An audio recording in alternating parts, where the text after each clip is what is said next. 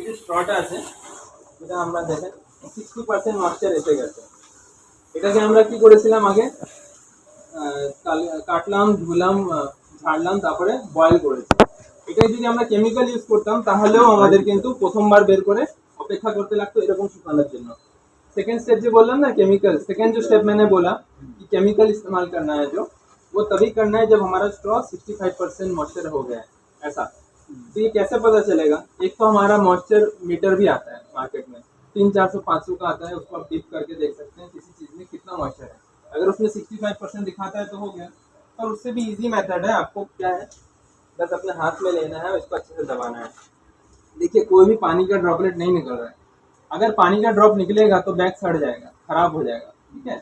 लेकिन हमें ये 100% भी नहीं सुखाना है, तो थोड़ा थोड़ा मॉइस्चर आ रहा है ना, देखिए हाथ गीला हो रहा है, ये परफेक्ट है। तो ये यहाँ पे ही फार्मर गलती करता है कि वो जल्दीबाजी में पहले ही स्पॉन मिक्स कर देता है। वो करने से हमारा बैग खराब होगा, बैग में लाल हो जाएगा, येलो हो जाएगा, ठीक है। तो सबसे पहले तो हम लोगों ने बॉयल किया, अभी देखिए हम कोई केमिकल नहीं यूज करेंगे, सीधा बैग बनाएंगे। लेकिन अगर केमिकल यूज किया होता तो आपको केमिकल डालना पड़ता है। हम केमिकल क्यों नहीं यूज करते हैं? केमिकल तो एयर में जाता है, सांस में जाता है, शरीर खराब होता है जो बनाता है। हम लोगों ने सिंपल बॉयल मेथड यूज करते हैं, इसमें खर्चा भी कम आता है। लास्ट में खर्चा की कैलकुलेशन भी बताऊंगा, ठीक है। तो ये अभी हमारा मॉइस्चर रेडी है। आप लोग सब लोग अभी इसको ध्यान से देखिएगा, शुरुआत से दिखाओ, फिर आप लोगों को सब एक एक खुद ही बनाना है, ठीक है। तो आप ध्यान से देखिएगा। सबसे पहले ये जो नॉर्मल प्लास्टिक ऐसा रोल भी आता है, बहुत तरह का प्लास्टिक आता है। तो ये जो प्लास्टिक है ना, ये पीपी है, पॉलीप्रोपाइलिन मटेरियल है, ये हीट रेसिस्टेंट है। मतलब अगर मैं चाहता, एक और मेथड भी है, अगर मैं चाहता तो क्या कर सकता था, पानी में पहले गीला करता अपने इसको, फिर इसको ऐसा स्टेज में डालता, इसके बाद इसको पूरा इसमें भर देता, भर के इसको सिंपल बांध के गार्डर डाल के ऑटोक्लेव मतलब जो मेरा स्टीम मशीन उसमें डाल सकता हूँ, ठीक है। तो भी ये प्लास्टिक नहीं पिघलेगा, और फिर बाद में वो ठंडा होने के ऊपर से स्पॉन डाल सकता हूँ। बहुत सारे फॉरेन कंट्रीज में वैसे ही होता है, पर हमारे यहाँ पे लोग ऐसे ओपन नहीं करते, इसलिए मैं यही सिखा रहा हूँ। लेकिन वैसा भी कर सकते हैं, कोई इशू नहीं है। तो ये पॉलीप्रोपाइलिन बैग जो है थोड़ा हीट रेसिस्टेंट होता है, तो ये ज़्यादा अच्छा होता है। अदर देन दैट दूसरे बैग्स भी यूज़ कर सकते हैं, प्लास्टिक बोतल कुछ भी यूज़ कर सकते हैं। ओस्टर मशरूम ऐसा है, ओपन में भी हो जाता है। तो सबसे पहले हम लोग उसको नीचे को राउंड बनाएंगे, क्योंकि उससे बैग अच्छा बनता है। तो देखिए नीचे वाला एरिया थोड़ा क्लोजर नहीं है ना, नीचे वाला एरिया इसको करेंगे, उसके बाद यहाँ पे गार्डर लगाएंगे।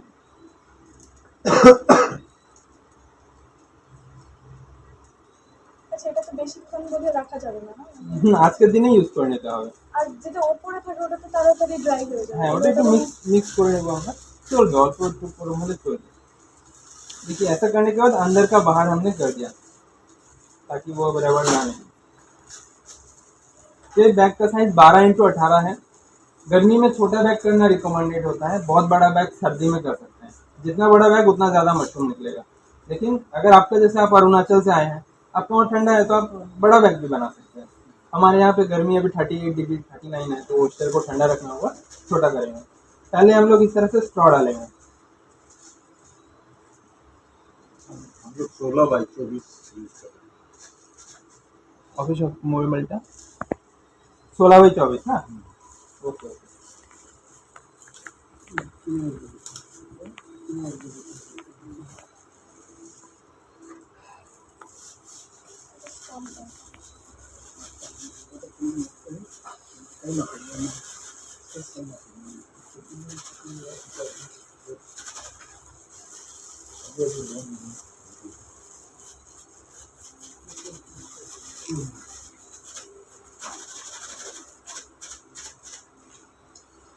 तो ये मशरूम का सीड है, इसके बारे में तो आप लोगों का आइडिया नहीं है, तो मैं फिर से बता देता हूँ। देखिए ये मशरूम का स्पॉन है, स्पॉन कैसे बनता है इसका जर्नी के बारे में अलग से बताऊंगा, कल्टीवेशन में वो रिलेटेड नहीं है।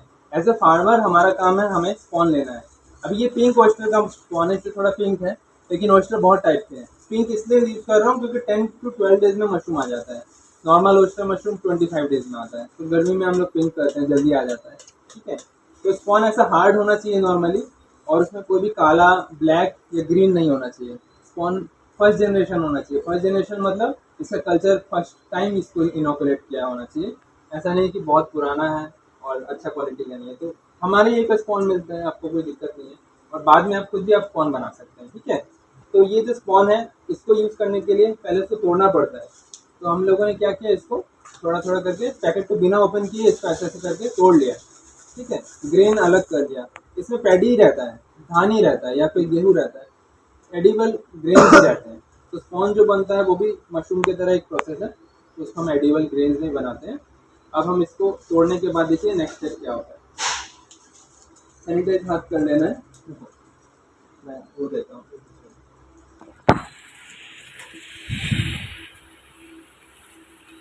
जब भी आप स्पॉन को टच करें उससे पहले हाथ को स्टेरिलाइज कर लीजिए अल्कोहल स्पिरिट से, ठीक है।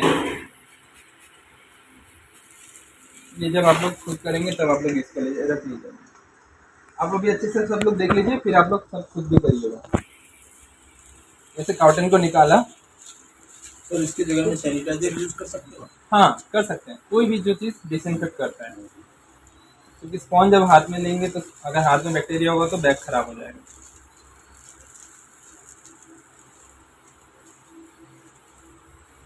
हम लोग यूनिफॉर्मली इसको फैलाएंगे, ठीक है। फैला के फिर से है मोटा मोटी धरें, इसमें 100 ग्राम स्पॉन आएगा। मतलब ये जो एक बैग है ना, इससे 2 बन जाएगा, क्योंकि इसमें एवरेज हम लोगों ने कैलकुलेट किया 1 किलो ड्राई सब्सट्रेट आता है। ऐसा जो है सूखा हालत में 1 किलो आता है। तो यूज होता है स्पॉन का 10% यूज करना है। जो भी ड्राई सब्सट्रेट का भूसा का वेट है उसका 10%, तो 1 किलो में हम इसको 100 ग्राम यूज करेंगे। ये 200 ग्राम का पैकेट है। अगर 1 किलो का पैकेट है तो उससे 10 बनेगा, ठीक है। तो इससे 2 बनाइएगा।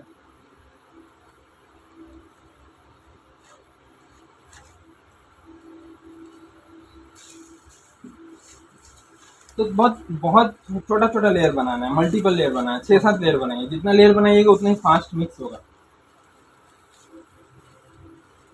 और हर लेयर को बना के इसको प्रेस करना है, क्योंकि ये बैग में जितना ज़्यादा सब्सट्रेट आएगा, जितना स्ट्रॉ आएगा ना, उतना ही अच्छा मशरूम निकलेगा।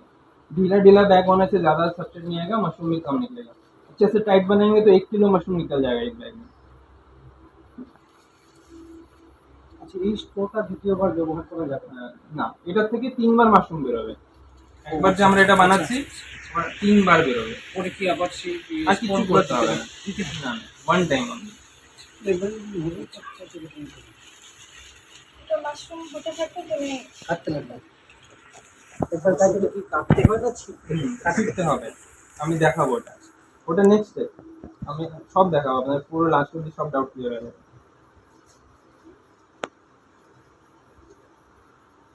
এটা দিয়ে আরেকটা বানাতে হবে, তো ওইভাবেই।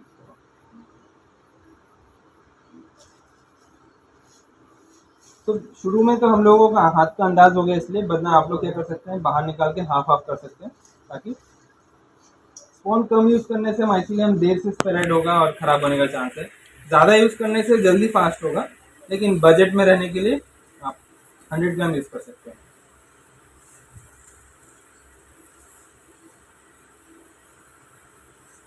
लोग 4 लेयर दे रहे थे सर।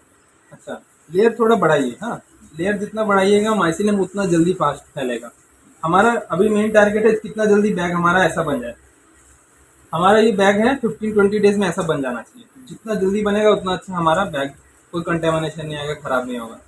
इसलिए हम लोग स्पॉन का लेयर मल्टीपल टाइम देते हैं। अभी 100 ग्राम ही यूज करना है, लेकिन लेयर ज्यादा कर देना। हाँ, अब 120 ग्राम भी यूज कर सकते हैं अगर प्रॉब्लम आ रहा है। बस ये लास्ट लेयर है। सबसे नीचे लेयर में भी हमने स्ट्रॉ दिया और सबसे ऊपर लेयर में भी ये देंगे। क्यों नहीं दाना देंगे? क्योंकि चूहा नहीं तो काटेगा, उसको पता चल जाएगा दाना है, वो आके काट लेगा, या चिड़िया भी आके मार सकता है। तो हम लोग कोशिश करना है ऊपर नीचे जो है दाना नहीं रखेंगे, फिर ऐसा कर देंगे। देखिए कितना ऊपर तक भरा है। उसके बाद इसको ऐसे पकड़ के टाइटली दोनों तरफ से पकड़ के हवा निकालना है, गैप रख के फिर हवा निकाल के फिर बंद करना है। अगर पूरा बंद करके दबा देंगे तो फट जाएगा। थोड़ा गैप रख के सारा अंदर का हवा निकाल देंगे। আমরা যখন ইউনিভার্সিটিতে পড়েছিলাম এভাবে অনেকগুলি ব্যাগ কেটে ফেটেছে। গেছিল না? সবাই তো সমানে যত হ্যাঁ। ইয়ে করতে পারে। टिकते হবে, बट এখানে একটু गैप रखे टिकते হবে।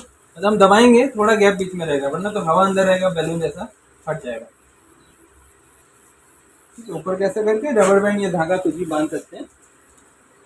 अभी ये तो वन स्टेप हुआ, इसके बाद तुरंत एक काम करना है, आप लोगों को छेद बनाना है। ये करने के बाद एक साथ सब बैग बना के एक बार में शाम को भी छेद कर सकते हैं।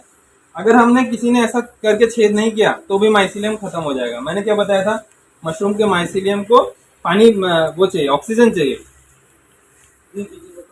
है, लगभग हाँ 2.5-3 किलो मতো হচ্ছে। এখন कॉटन कौन सा यूज करना है ये बहुत इंपॉर्टेंट है। एक तो मार्केट में मेडिकल स्टोर में नॉन एब्जॉर्बेंट कॉटन आता है।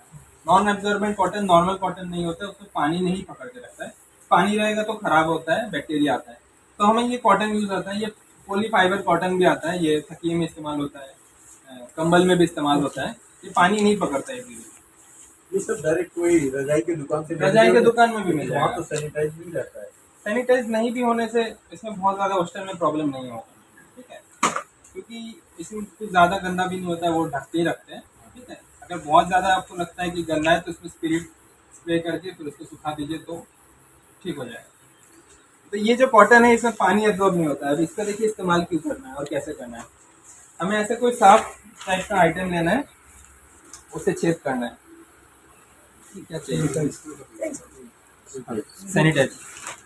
जिस भी चीज़ से हम लोग छेद करेंगे ना उसको थोड़ा हम पहले सैनिटाइज कर लेंगे, क्योंकि हो सकता है उसमें बैक्टीरिया रहे। इसको करके अभी हम देखिए छेद किया,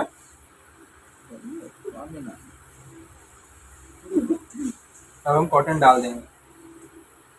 कॉटन डालने का कारण क्या है, एक तो ऑक्सीजन वहाँ पे जाएगा, हवा निकलेगा, क्योंकि अंदर माइसीलियम जब फैलेगा बहुत CO2 प्रोड्यूस होगा, वो CO2 निकलने का जगह है। प्लस वहाँ पे वो नहीं, कोई धूल नहीं जाएगा, बैक्टीरिया नहीं जाएगा, मक्खी नहीं जाएगा। तो अंदर क्या होता है, मॉइस्चर रहता है, मच्छर मक्खी जाके अंडा दे देता है, फिर कीड़े मकोड़े बनते हैं, फिर केमिकल देना पड़ जाएगा। इसलिए शुरू से ही हम लोग केयर रखते हैं कि कुछ खराबी ना हो, तो हम लोग कॉटन इस्तेमाल करते हैं। छेद थोड़ा बड़ा होना हार्मफुल है सर। छेद बहुत ज़्यादा बड़ा की ज़रूरत नहीं है, छोटा छोटा छेद ही एनफ है एयर सर्कुलेशन के लिए। बहुत ज़्यादा बड़ा मत कीजिए, टाइट रहना चाहिए, कॉटन थोड़ा टाइट रहे, इसलिए छोटा छोटा छेद ही जरूरी है।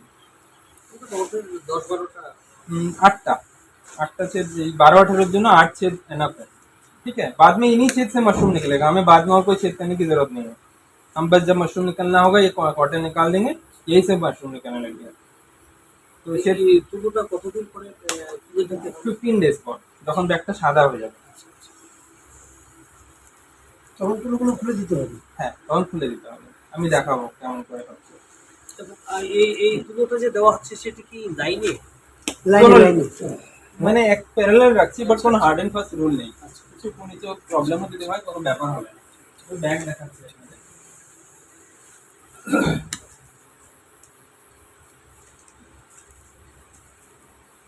দেখেন এটা 3 দিন পুরানো ব্যাগ, হ্যাঁ সেম ভাবে বানানো হচ্ছে।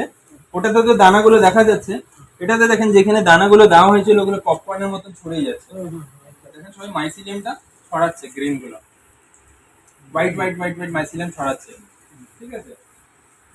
3 দিন হলো। হ্যাঁ অনলি 3 डेज। और টোটালটা সাদা হয়ে গেছে। तो बैग जो हम बना रहे हैं लगभग 2-3 दिन बाद ही फैलने लगता है। और देखिए जब 15 डेज हो जाएगा ना, 15-20 डेज हो जाएगा, ये बैग देखिए पूरा व्हाइट हो गया ना, वही बैग ऐसा हो जाएगा पूरा, ये जो व्हाइट हो गया, ठीक है। उसके बाद फ्रूटिंग स्टेज में क्या करते हैं मैं अलग से बताऊंगा, फिर ये ऐसे मशरूम निकलेगा। लेकिन बैग जब तक ऐसा व्हाइट नहीं होता है तब तक वैसा कॉटन हम नहीं निकालेंगे। जब ये बैग कॉटन व्हाइट हो जाएगा तब हम कॉटन निकाल देंगे, ठीक है। अभी बैग आप लोग सब बनाइए, सब लोग जो भी है सब बनाइए, बैठिए।